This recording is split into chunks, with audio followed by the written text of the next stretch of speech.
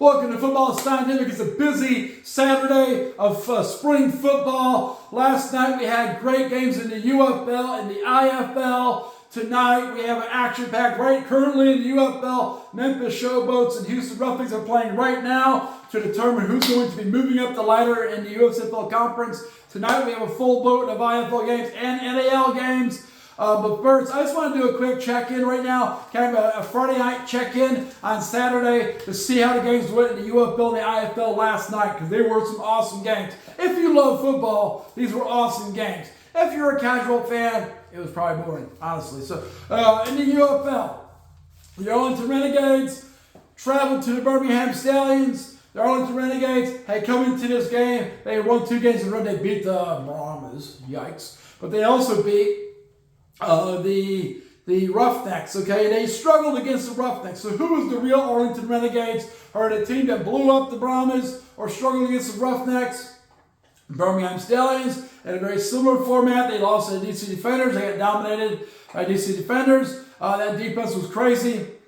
They came back and beat the Michigan Panthers. So who are the Birmingham Stallions? This game did not help tell us anything. Okay, so early on, really for the first 3.5 quarters, Arlington Renegades came out and laid a smackdown on the Birmingham Stallions. They dominated the game for 3.5 quarters. The problem is they dominated the game, but they couldn't finish any drives. So going into the fourth quarter, which is where all the action happened, it was a 9-3 game. Okay, no touchdowns for the first 3.5 quarters. Matt Corral, playing horrible, is trying to lead a comeback and put the Birmingham Stallions ahead of the Arlington Renegades. He keeps throwing interceptions. He keeps throwing incomplete passes. It's horrible. Okay? Their second to last possession for the Stallions, they force Arlington to punt. They field it. They end up being on 4th down. Okay, they're on 4th down. They call a pass play, and they need 5 yards. So a pass play, drop back, throw a 10-yard pass, through an interception. Boom! But their left tackle of the Stallions had a false start. So what happens? Well, Dean Van Plandino, or whatever his name is, the referee in the box, he said, we got to review that false start. They saw the Stallions did have a false start. Stallions get one more play, which is crazy, because the Stallions made a mistake and then threw the pick. Had they not false started, they would have lost the game right there. That's crazy, okay? But they did have a false start. They got another play from 4th and 10. They complete it. Matt Corral runs around for his life, throws a lucky pass, boom, completes it, okay? Boom. Then they put a drive together. It's ugly, ugly football. Matt Corral runs for a few first downs. It's ugly football. Suddenly, play action pass, boom. Birmingham, Matt Corral finds the receiver wide open in the end zone. Boom, hit it. Tied the game up. Crazy game, okay? It's 9-9, about 30 seconds left in the game, and then they go for the 1-point conversion, and they get it. Boom, they get it. They're up 10-9, okay? That's insane. They kick the ball off. Arlington can't do anything. Because of the false start penalty, the Birmingham Stallions beat the Arlington Renegades to win their home opener. They beat them 10-9. Crazy game. If you like high-scoring football, that was not the place to be. But, crazy game. Okay, if you like the theater of football, that was great football theater. Okay, got it. So, highlights from here. Matt Corral went 19 for 41 for 255 yards, 1 touchdown, 1 interception, and a winning effort. That's the worst winning effort I've ever seen. His quarterback rating was 64.4. He also ran the ball 4 times, 24 yards. Overall, the Stallions half the Stallions' rushing yards. They got dominated on the line of scrimmage by the Renegades. Renegades' defensive line is very good. 53 rushing yards for the game. Wide receiver K. Johnson had 3 catches for 63 yards, but he had the game-winning touchdown. Boom. Defensively, they had 3 sacks, 7 tackles for loss, and 1 fumble recovery. They held down the Arlington Renegades when they needed to. Not the entire game, not the entire field, just when they needed to score. Luis Perez played a much better game. Not that it matters. Doesn't matter because the line of scrimmage was won by the Birmingham Stallions on defense, okay? But let's assume it does matter. Luis Perez went 26 for 30 over 204 yards, all short passes, no touchdown throws, no interceptions. QBR is 81.4, but no touchdown passes. Okay, running back Kalen Ballage, 16 runs, 41 yards, no touchdowns. They had no touchdowns this game. They had 74 rushing yards, which was a huge dip compared to when they played the Brahmas and the Roughnecks. Tight end Sal Canella had 6 catches for 50 yards, were leading receiver. This is not going well for Arlington right now, okay? Did they get lucky against the Brahmas, or are the Brahmas that bad? We're going to find out this week. The Brahmas should beat the Michigan Panthers, I believe, because of the state of both teams. I think the Brahmas are ahead of the Panthers. They should win that game tomorrow, but we'll find out. Okay? I think Memphis should beat the Roughnecks right now. They're up by 3-0 right now, so we'll see. Defensively, the Renegades had 2 tackles for loss, 1 interception, and 1 fumble recovery. Really, it was almost tied with defense. The defenses both played well. Maybe the defenses played well. Maybe the offenses just played so badly. And sometimes that's the case. Sometimes it seems like it's a defensive standoff, but it's really just because the offenses are unpleasantly bad. And that's been the rule in the UFL so far. Running games are good, passing games are bad. If you try to pass the ball, it's going poorly. So maybe the Browns weren't too bad of a shape.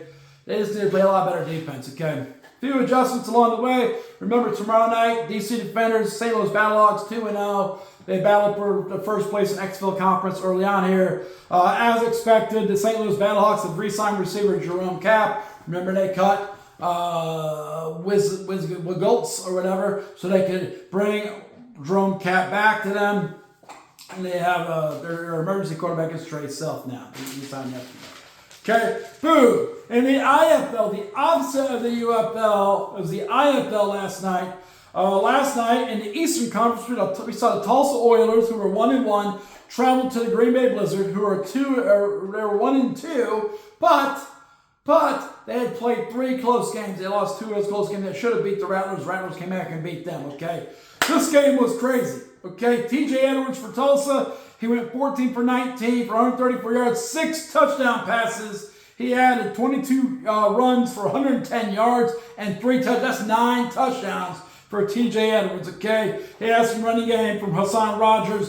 Faison McClure caught 2 touchdown passes. Cole Blackman caught 2 touchdown passes. Sheldon Augustine caught 2 touchdown passes. The defense only had 1 tackle for loss. The defense was not this game last night.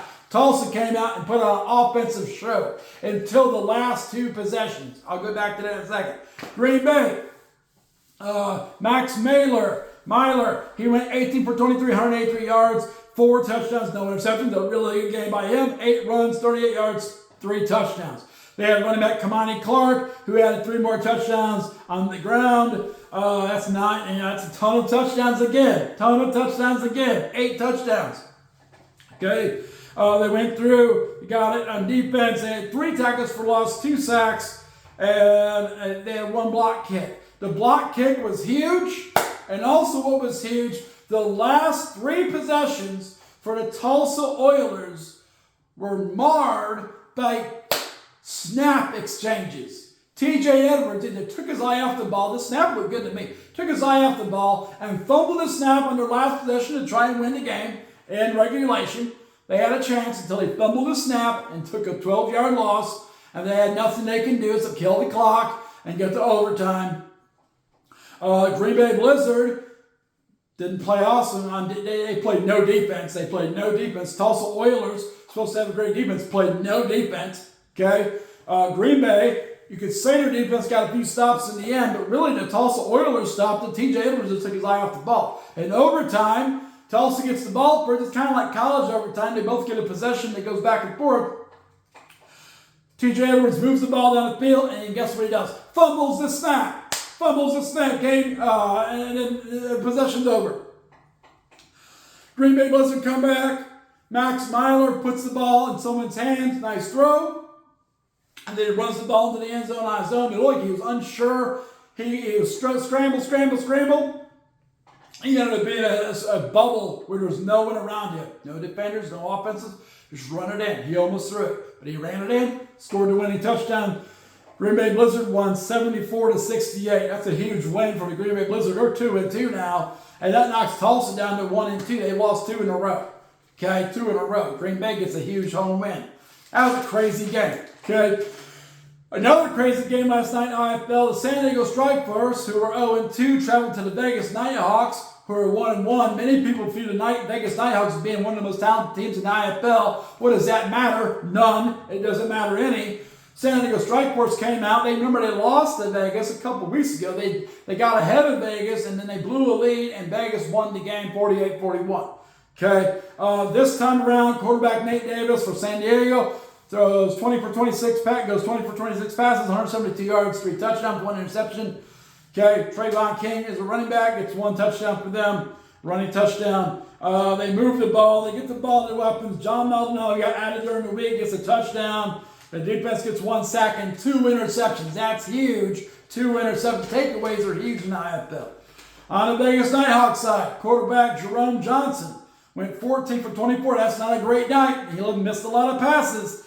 He had 201 yards, 2 touchdowns, and 2 interceptions. He did add 1 rushing touchdown with 12 runs for 56 yards. Remember Jerome Johnson's weakness. If you can keep him contained and make him pass, he's not a very efficient passer. And that happened. San Diego Strike Force has been paying attention. They contained him. They got some takeaways. Boom. That's all you need in the IFL. Okay, running back Antonio Wimbish added a touchdown. He also added a touchdown, a receiving touchdown. Quentin Randolph added a touchdown. C.J. Wyndham, who got cut from the UFL, added 74 yards on 4 catches. Tamarion Terry had 3 catches, 25 yards, and a touchdown. Defensively, 3 tackles for loss, 1 fumble recovery, and 1 interception. Pretty even game overall defensively. Okay, but the 2 interceptions cost the Vegas Nighthawks. The San Diego Strike Force go on the road and upset the Vegas Nighthawks, and they win the game 30-27. That, if you're doing the math, that puts me 0-2 in the IFL this week. I hope we win the rest of these games. Boom. Hopefully so. But they're so exciting games. Cool things are going on in the IFL. In the NFL, Pittsburgh Steelers are now actively negotiating with defensive end T.J. Watt. Remember, he said if he doesn't an extension, he's out. He wants to go. He wants to be traded or something. Pittsburgh's like, nah, man, we need you. So we're gonna get your deal right. So they're working on a future extension. Okay, they're losing patience with Aaron Rodgers. So now another option for Aaron Rodgers. Aaron Rodgers is about to run out of options, but with Derek Carr, unsure if he's going to have to get surgery or not in his shoulder. He got injured last year. He's not sure yet if he needs shoulder surgery. If he gets surgery, he probably will not be available for at least the first half of the season. And that could be a landing spot for Aaron Rodgers. Is that where Aaron Rodgers wants to go? No. He does not want to go to the Saints and get beat down, but it may be the only option he has left. Dallas, because the Steelers are like, we're tired of this crap. We're probably just going to draft Jackson Dart or something. Okay, Dallas Cowboys. Quarterback Dak Prescott, his hamstring, he says it's feeling better. So if he had to play today, he could. Easy to say when you don't have to play today. Okay, rumors down the road, wide receivers, Steelers, George Pickens from Pittsburgh has been working out with former Pittsburgh wide receiver, current Panthers wide receiver, Deontay Johnson. They've been working out together. Is that because they're friends? Probably. Is it because George Pickens wants to be traded to the Carolina Panthers? No. But I bet that's what some people are thinking. Some people are thinking that, these people that write on the internet think, I write on the internet, but I make sure my stuff is real. They're thinking George Pickens is working out Deontay and he wants to go to Carolina. No one wants to go to Carolina. Okay, LA Chargers, Jim Harbaugh is trying to talk up quarterback Trey Lance. He says the reason we signed him when he had nowhere else to go is that he reminds me of Colin Kaepernick. And he went to an NFC Championship with Colin Kaepernick. They may have even went to a Super Bowl and lost to the Ravens with Colin Kaepernick before Kaepernick got into this whole knee thing. Okay, got it. Indianapolis Colts, Anthony Richardson, he's officially ranked as the worst quarterback in the league when he has a clean pocket. So when he's not under pressure, he's the worst starting quarterback in the league. We already knew that. We already knew Anthony Richardson was trash. He was trash in college. Why did the Colts draft him and think he wasn't going to be trash? He's always been a trash quarterback. Boop. Got it. In the the Munich Ravens re-signed wide receiver Malik Stanley. He played 8 games last year, had 36 catches, 727 yards, 10 touchdowns. It's a great season. Munich Ravens are putting together a championship team potentially. They want to make a run. They made a run to the playoffs last year. The guys are their last team in, and they want to go back and they want to make a run to a championship. They don't have the running back you need to do that, but they have a lot of the parts. They ain't Glenn Tuga. They're probably going to be in the championship game. Also, I saw a breakdown of the Prague Lions. The Prague Lions have been in the L for 2 years. They have 2 wins in 24 games. Okay, but They have a new head coach, Dave Warner, who was the OC of the Madrid Bravos last year. They won the best offense in the league.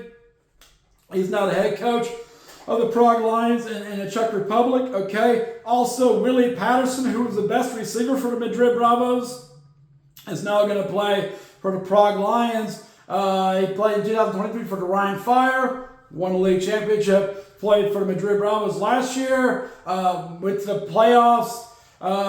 They have a new defensive coordinator, James Brooks. He played for the Prague Lions, but now he's going to be the DC. And they have signed Czech defensive lineman Jacob Smutry. Okay, he had 51 tackles. They re-signed him. He had 51 tackles, 2 sacks, 14 tackles for loss. If you're in Prague and you can get homegrown talent that's a playmaker, that's a very valuable player. And they have one right there. Prague, believe it or not, is not a hotbed for professional football. I know it's hard to believe. You would think Czech Republic, that's probably a hotbed of professional football. I don't think anyone's ever said that. I think no one's, actually, I know no one said that, okay? In addition to getting the defensive line shored up and getting a receiver for their quarterback, whoever that might be, that's probably a bigger question. Getting an OC who has success and experience. They've also gotten 2 American defensive backs. This might be the biggest impact on their team. They got a good D-line and good defensive backs. They're going to be in some games. How are they going to score? I don't know who's going to throw the ball to Willie Patterson, but we'll see. I guess they'll figure it out along the way, I'm sure. Maybe not. They've won 2 games, 24 games. 2 times they've won. I don't know if they'll figure it out, but you would like to think they would. Cornerback, Jalen Embry from the Madrid Bravos. He followed his coach to the Prague Lions, and he's there, and he wants to line it up. They have another defensive back they got that's going to be a safety, and they should be able to lock down offenses in the ELF. Okay, so it's going to give the Prague Lions a chance. That's a quick rundown of Friday night's games and of things that happen in the NFL and the ELF. Otherwise, check out my article on UFL News Hub. I did a game preview from the lens of the San Antonio Brahmas against the Panthers tomorrow, telling you how they're going to win that game. I predicted they're going to win the game 16-14. I spelled it all out in that article. Check it out. Okay, CFL News Hub. I wrote an article about Jason Johnson joining the Hamilton Ticats. Check it out. Okay, Hamilton Ticats. Boom. Okay. Check out my Substack. All those articles on the Substack. And if you like the show, subscribe to the channel, Football Scientific. And if you like the video, actually like the video. Boop, got it. But you don't have to if you don't want to. Whatever. We're not dependent upon your approval. We're going to keep making videos. Tomorrow we'll be back to talk about today's games and tonight's games. We'll see what happens next in the world of spring football in the NFL. Football Scientific Portal is closed.